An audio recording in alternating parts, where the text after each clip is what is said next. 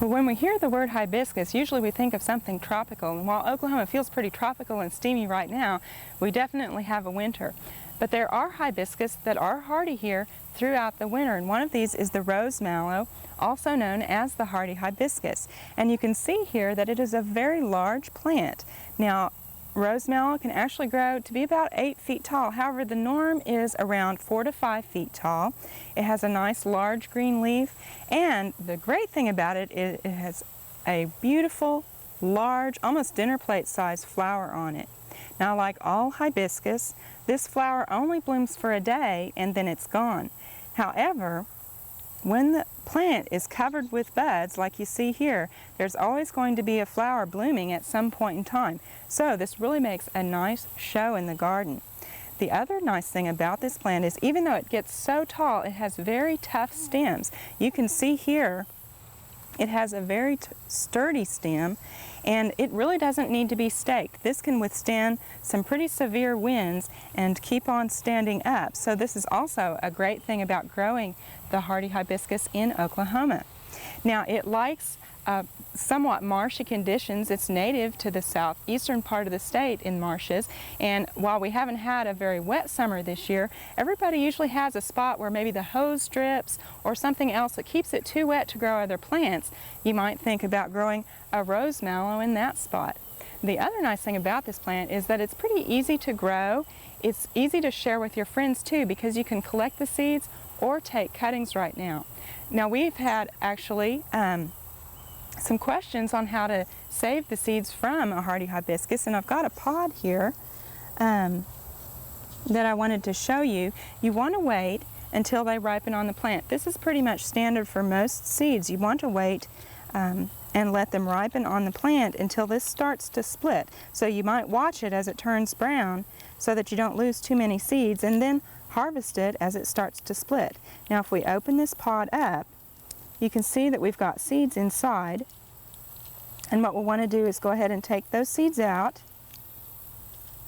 and you can harvest these over several weeks because, again, every day a flower fades, and so it's starting to make seeds right then.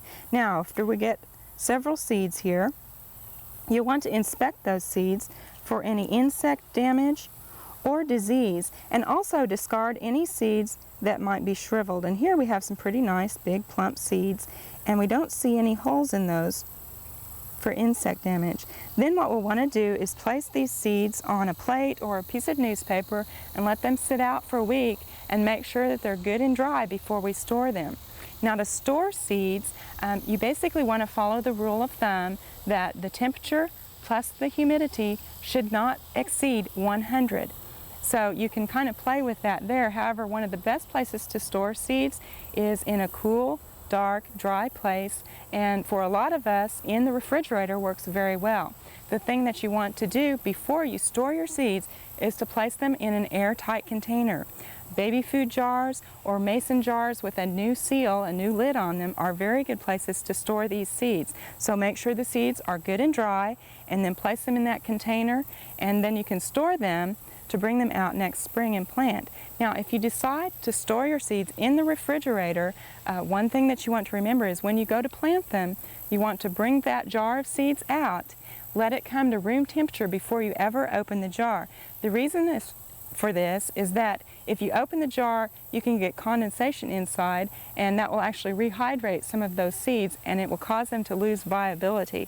So you'll want to let it come to room temperature and then open the jar, bring your seeds out, and plant them. Now, to plant the rose mallow, basically in the spring along March, you can start your seeds, and then you'll have something to plant out by the time frost quits. So this is a very good plant to share with your neighbors. You can save seeds from it, or if you want to, you can take cuttings from the roots or the stems in the spring. But think about planting a hardy hibiscus in your yard. We hope you've enjoyed this classic from the Oklahoma Gardening Vault. Remember, even though these tips and techniques are timeless, there's always something new to learn in the world of gardening. By subscribing to both Oklahoma Gardening and OK Gardening Classics, you'll have access to a wealth of gardening knowledge, both classic and contemporary.